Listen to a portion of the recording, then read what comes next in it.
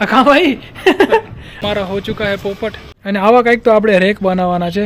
મને સવારથી ફોન કરેલો ભાઈ કે પંખા આવી ગયા કાંઈક તો ગડબડે. So hey guys, good morning and welcome back to my YouTube channel. તો આજે આપણે જવાનું છે ભુજ, કેમ કે તમને ખબર હશે તો હેમલની દુકાન ચાલુ થવા જઈ રહી છે અને એમાં જે સામાન લાગશે એ આપણે હોલસેલરથી લેવું પડશે. તો એટલા માટે આપણે ભુજ જવાનું છે. હજુ આપણે નક્કી નથી કર્યું કે આપણે ભુજથી લેશું અથવા તો ભુજથી આગળ જશું, પણ આ તો શું છે કે આપણે રેટની ખબર પડે, પ્રોડક્ટની ખબર પડે, એટલા માટે આપણે ભુજ જઈ અને એક બે હોલસેલરને મળશું. રેફરન્સ મળ્યું છે તો મળતા આવી. અને આમ તો અમે સવારના વહેલા જવાના હતા, પણ પછી એમ થયું કે ચલો વરસાદ પડશે તો નહીં જઈ, જો વરસાદ નહીં પડે તો પછી આપણે જશું. તો વરસાદ તો હવે પડવાથી રહ્યો, આજે તડકો બી થોડો ઘણો, તો એમ કરીને થોડુંક લેટ થઈ ગયું છે. 9:30 વાગી ગયા છે ને હવે આપણે નીકળી છીએ ભુજ માટે.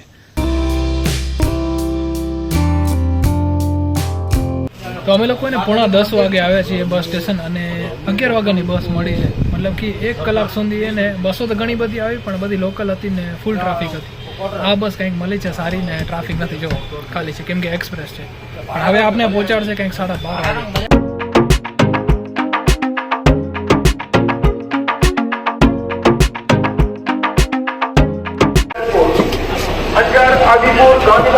આપણે ભુજ તો પહોંચ્યા છીએ ને હવે આપણે જવાનું છે અહીંયાથી ગીતા માર્કેટ. આપણે જોઈ નથી ગીતા માર્કેટ, તો હવે આપણે એને ઓટો કરીને જવું પડશે, તો એ આપણે લઈ જશે. અને વાગી ગયા છે કંઈક 12:15. તો અહીંયાથી ગીતા માર્કેટ ચાલુ થાય છે ને આ જે માર્કેટ છે ને એમાં ઘણા બધા હોલસેલના વેપારી છે.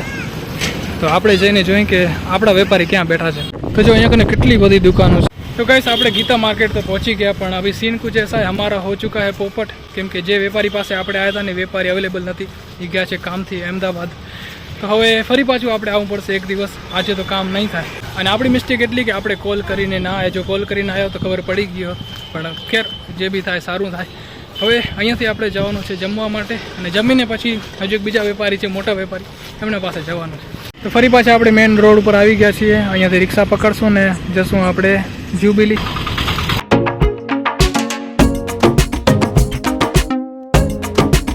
તો આપણે જમવા માટે આવે છીએ ઉમિયાજી ડાઇનિંગ હોલ.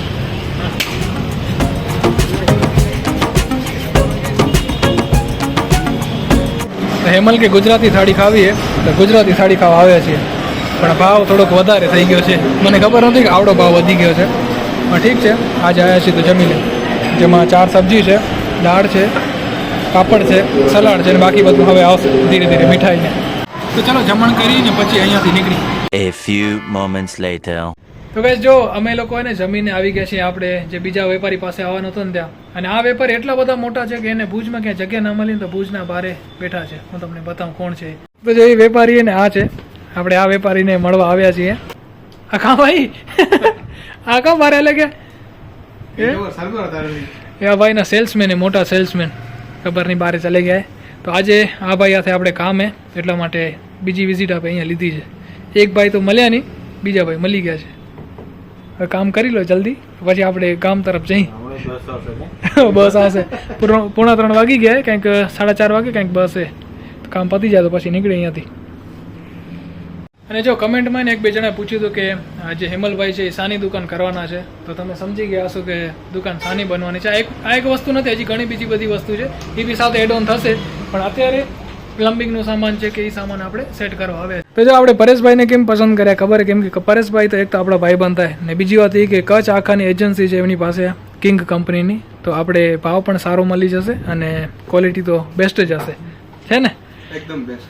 હા જો અહીંયા કને સેમ્પલ પડ્યા છે પાઇપના ને. તો ચાલો પ્રોડક્ટની સમરી બનાવી લઈને પછી આપણે અહીંયાથી નખત્રાણા તરફ જઈએ.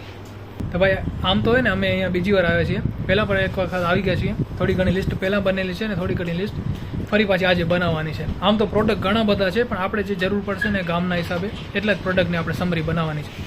તો ચાલો જ્યાં સુધી પરેશભાઈને હેમલ સમરી બનાવે છે પ્રોડક્ટની, ત્યાં સુધી હું તમને એને દુકાનનો ઓવરવ્યૂ દઈ દઉં, હે ને?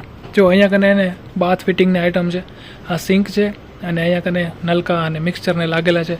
અહીંયા કને સેનેટરી વેર, પછી આ પ્લાસ્ટિકમાં છે નલકા અને એ બધું.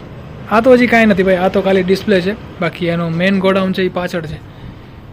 અને જો આ જે વસ્તુ છે ને પ્લમ્બિંગ મટીરિયલ, એમાં આપણે થોડી ઘણી ખબર પડે. સોકેટ છે, એલ્બા છે, ટી છે, પણ વધારે એટલી ખબર ના પડે કેમ કે પ્રોડક્ટ ઘણા બધા છે. અને આવા કંઈક તો આપણે રેક બનાવવાના છે, જ્યાં હેમલની દુકાન છે ને ત્યાં કને સેમ આવા જ રેખાવાના છે ને આવી જ વસ્તુ આપણે સેટ કરવાની છે. તો અહીંયા કને જો 1 ઇંચ પોણો ને એમ લખેલું છે. તો આવી રીતના આપણે સેટઅપ કંઈક કરવાનું છે. થોડુંક સામાન અહીંયા છે અને બાકીનો સામાન અહીંયા કને છે. આ મોટી સાઇઝના બધા પાઇપના ટુકડાઓ અને ફિટિંગ્સને છે. અને જો કચ્છ આખાની એજન્સી હોય ને તો સામાન બી ઘણું બધું થાય. એટલે જ આ જો આ એનો ગોડાઉન છે જે ફૂલ સ્ટોકથી ભરેલો છે અત્યારે. તો ચલો આપણે જે કામથી આવ્યા હતા ને એ કામ પૂરું થઈ ગયું છે ને હવે આપણે અહીંયાથી બસ પકડીને નીકળી નખત્રાણા તરફ, કેમ કે વાગી ગયા છે કંઈક 5. બાકી આપણા પરેશભાઈનું કામ તો સાંજના 8 વાગ્યા સુધી ચાલુ રહેશે. તો ગાઈઝ અમારા હેમલભાઈની દુકાન માટે નવા પંખા આવી ગયા છે. આ ભાઈએ મંગાવી દીધા છે. અને પંખામાં કેટલું કમિશન રાખ્યું ભાઈ? કેટલું કમિશન હે? સોનાની ચેન જો આ મોંઘા લાગે ને તો આપણે પાછા કરી દેવાના હો ને. 1500 ના પંખા નખાયા છે. 1500 ના પંખા ના હોય યાર, 1500 ના પંખા ના હોય. કાટવા શું મળે 1500 ના પંખામાં કાંઈ ના આ લાડલે કાસપોટના મારા જૂતા છે. મને ખબર હે ભાઈ કમિશન ઘણું રાખ્યું હશે હો ને. કેટલા પંખા હે? બે પંખા એક ઘરેલું ને એક દુકાન. 2 પંખા મંગાય, એક ઘર અને એક દુકાન માટે. અને 2 માં ને દવાઈનું કમિશન લીધું હશે. મને સવારથી ફોન કરેલો ભાઈ કે પંખા આવી ગયા, પંખા આવી ગયા. કાંઈક તો ગડબડે. આ પંખા આ ઈ નથી ના. હે? આ પંખા એમ? કરતા ઈ બોગા. આવો ભાઈ વી ગાર્ડ ના પંખા હે ભાઈ. વાહ શું વાત હે. બ્રાન્ડેડ જ વેચી લોકલ વેચતા નથી. ગામના શું કહેરા લોકો તને? શું કે મોંઘું હોય? અરે કાંઈ મોંઘું નથી ગાંડા. અમારો ભાઈ યાર માલ એવો રાખે ને. આજે તો વી ગાર્ડ કંપનીના તો પંખા રાખે ભાઈ. હવે આ કાંઈ તમે કે 50-100 રૂપિયામાં થોડી મળે કાંઈ. થોડાક તો પૈસા કરો. આપણી શું વાત હે ભાઈ, સસ્તું ક્યારે શ્રેષ્ઠ ના હોય ને શ્રેષ્ઠ ક્યારે સસ્તું ના હોય. આ વાત પકડી જાનમાં અંડરલાઈન કરી નાખ. અંડરલાઈન કરી નાખી આપણે. તો વી ગાર્ડના પંખા મંગાય. તું આખો દિવસ પંખાને જોઈશ કે પછી કામે કરીશ ભાઈ? પણ યાર મેં એમ કીધું હતું સફેદ કલરમાં એને દાગ લાગી જશે. પણ અમારા ભાઈ કે સફેદ કલર મારો ફેવરેટ કલર હે. એમ કરીને દુકાનમાં સફેદ કલર કરાયો, પંખાએ સફેદ કલર લીધા, બધું સફેદ હશે. સફેદ કલર નું કરી આવ્યો, પોતે સફેદ છે. આ જો આમાં દાગ કેટલા લાગી જશે? પંખુડી હે. પંખોડી નથી ભાઈ, આ તો જો ભાંકડા મોટા હે. એ તો થાય. જો હમણાંથી ભાઈ દાગ લાગી જાય છે ને. તને એમ કે તો શીશ મહેલ જેવો મહેલ હોય ને એના અંદર તે આ પંખો લગાડ્યો એમ કે? ડિસ્પ્લે માં એટલે તો નથી રાખતા ભાઈ, બધા બ્રાઉન રાખ્યા. જો અહીંયા બધા બ્રાઉન ને. એ કામ કર આનામાં તો લેમિનેશન કરી આવજે તો કાંઈ નહીં થાય. રિમોટ વાળો ભાઈ પંખો ઊંચો ઊંચો. ઓ ભાઈ રિમોટ વાળો પંખો છે આ તો યાર. આ બધું આ રિમોટ નું કંટ્રોલ હે. આમાં એવું ના આવે ને, શું કહેવાય, કેપેસિટર. રેગ્યુલેટર ના આવે. કેપેસિટર ના આવે, રેગ્યુલેટર ના આવે. 5 સ્ટાર રેટિંગ હે ભાઈ. અમારો ભાઈ બેઠે આમ કરશે હો ને. 1 નંબર, 5 નંબર. હા, એમાં ટાઈમર બી 4 કલાક, 8 કલાક. હે બીજો કલર આપતા. પણ આ ભાઈને વ્હાઈટ જ પસંદ હે ને યાર. બ્રાઉન ઘર સારું વકર. બીજો જે પંખો ને એનો કલર છે કેવો હોય? ચોકલેટ કલર યાર, મજા નથી આવતી. તો આને વ્હાઈટ કલર કરી નાખજે. દુકાનમાં પડ્યો છે ને કલર કર્યો છે એ કરી નાખજે. આમાં વ્હાઈટ.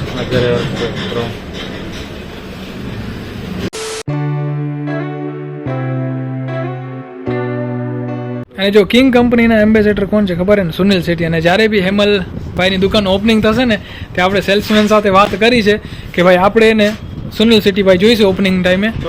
હે ને? આવી જશે ને? હા ભલે તમે આવો ના આવો ચાલશે, પણ સુનિલ શેટ્ટી સાહેબને મૂકજો ઓપનિંગ કરવા માટે. આવડા શર્માવું કેમ છે તમારા સેલ્સમેન?